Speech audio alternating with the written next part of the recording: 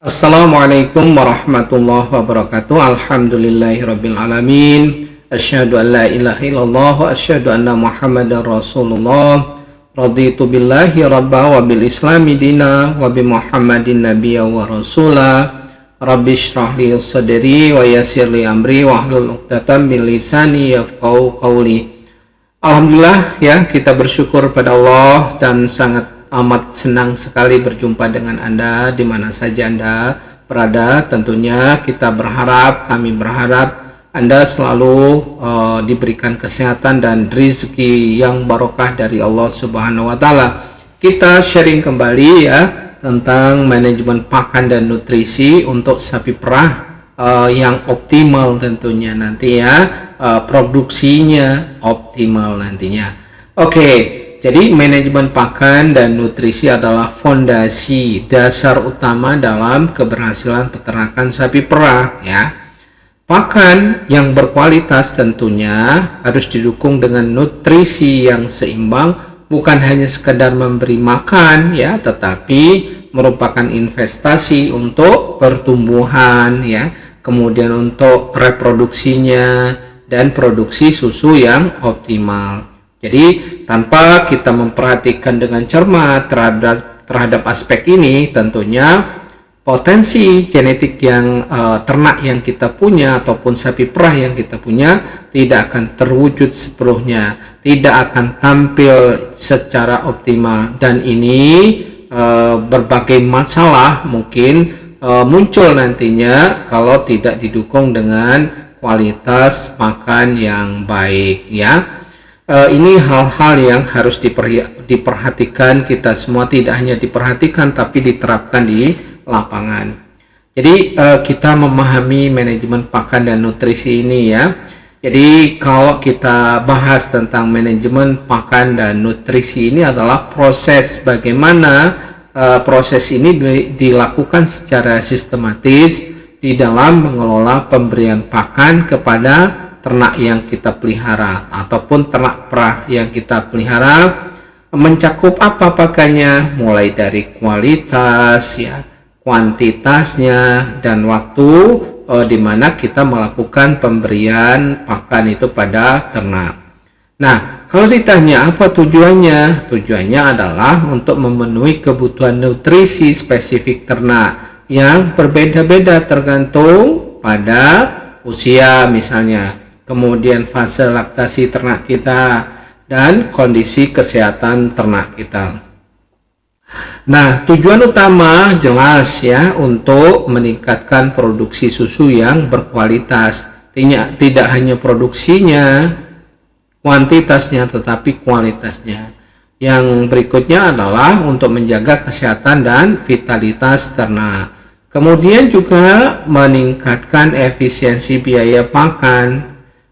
Berikutnya adalah untuk mendukung pertumbuhan dan reproduksi yang optimal. Jadi manajemen pakan dan nutrisi yang efektif tentunya akan membutuhkan pemahaman yang mendalam bagi kita semua ya, tentang apa? Tentang kebutuhan nutrisi ternak perah kita, serta karakteristik berbagai jenis pakan yang kita berikan. Nah, kemarin sempat kita bahas bagaimana kita mengoptimalkan potensi di daerah masing-masing. Ini tentunya kita akan melakukan formulasi sebaik mungkin.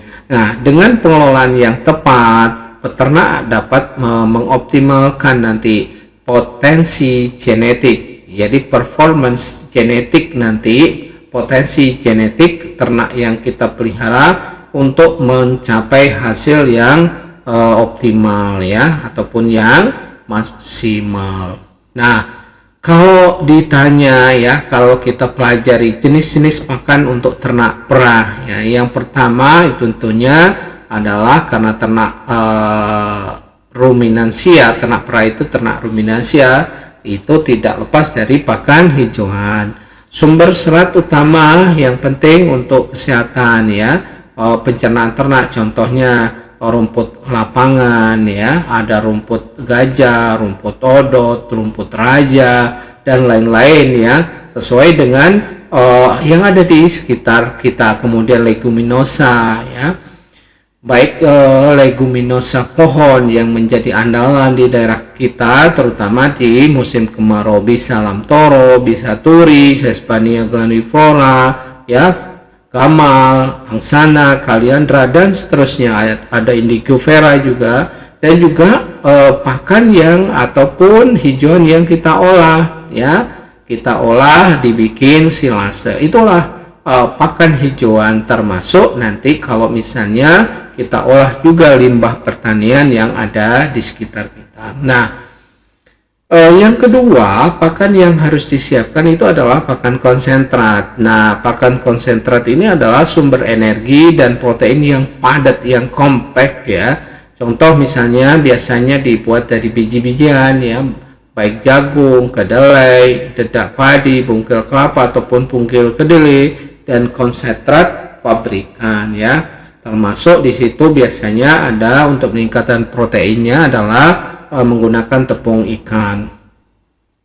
Berikutnya adalah pakan tambahan, ya, untuk melengkapi, ya, misalnya sumber vitamin, mineral, dan zat aditif lainnya untuk menunjang kesehatan dan kinerja ternak kita. Contohnya premix, ya, vitamin dan mineral, ya, suplemen kalsium dan fosfor, ataupun dengan menggunakan probiotik, ya, bisa dilakukan, ya, termasuk probiotik yang ada di lokal, ya, bisa kita buat tersendiri nantinya.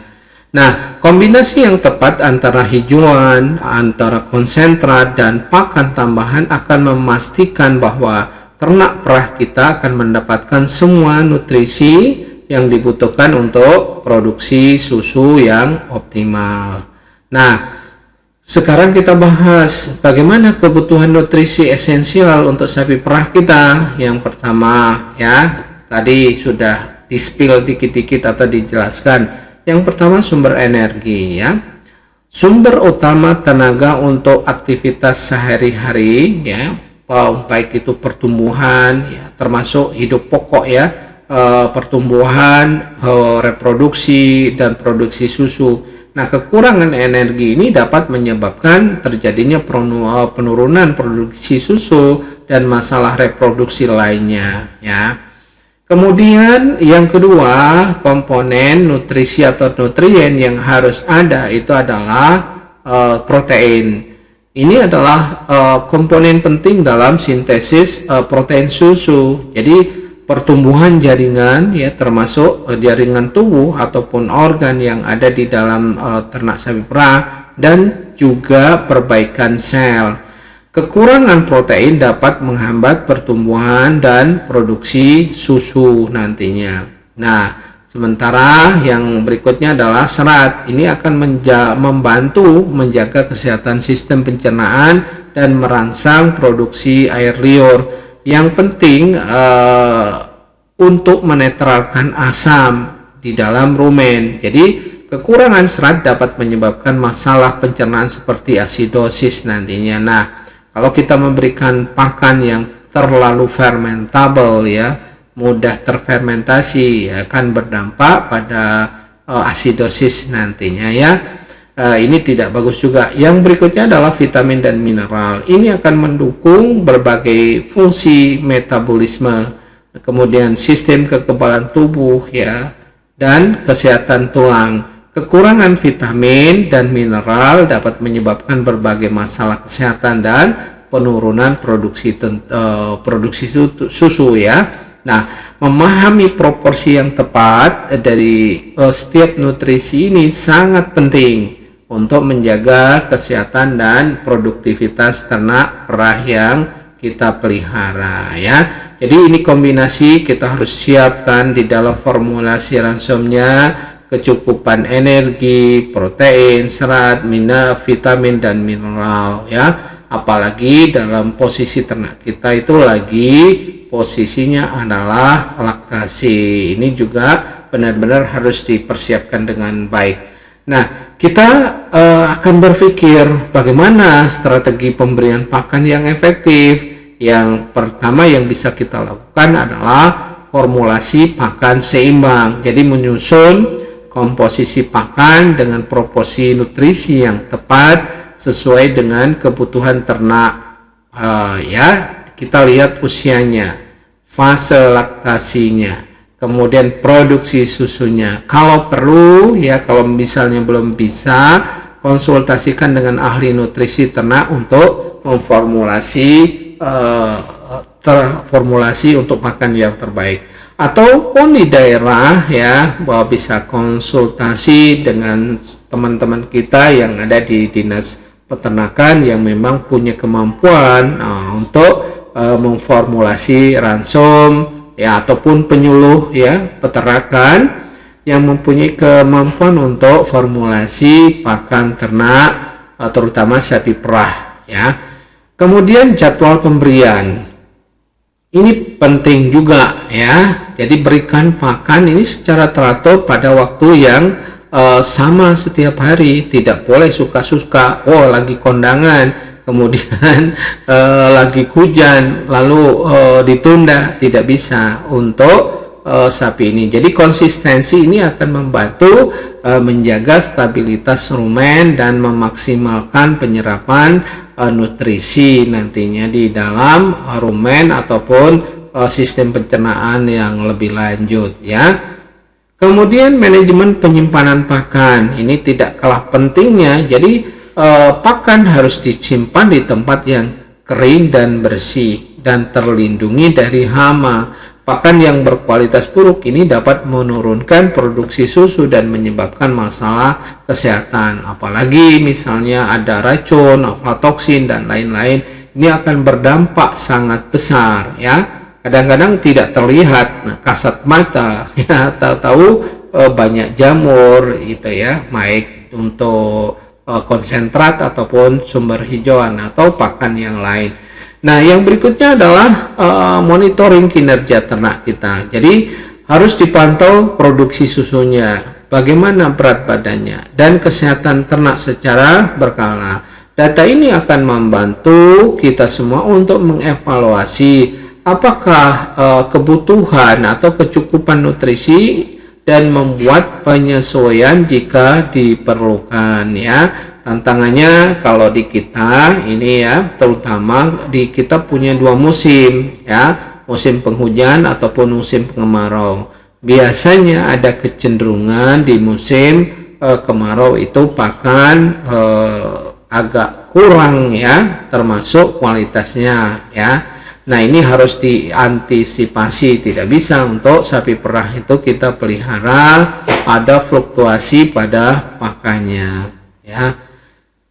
Berikutnya yang kita akan coba jelaskan adalah manajemen penyimpanan ya, pakan yang tepat. Nah, yang pertama itu yang harus dilihat adalah kebersihan gudang. Pastikan gudang penyimpanan pakan selalu bersih ya dan bebas dari hama. Misalnya si tikus ya, serangga. Nah, rutin harus dibersihkan gudang ini akan dapat mencegah kontaminasi pakan, termasuk burung ya. Burung ini juga akan mengganggu juga ya, atau ininya gedung penyimpanannya ada kelelawar, itu kotorannya, termasuk burung ya, burung biasanya burung gereja ya, itu juga harus diantisipasi, jangan sampai nanti mencemari dari tempat ataupun gudang kita.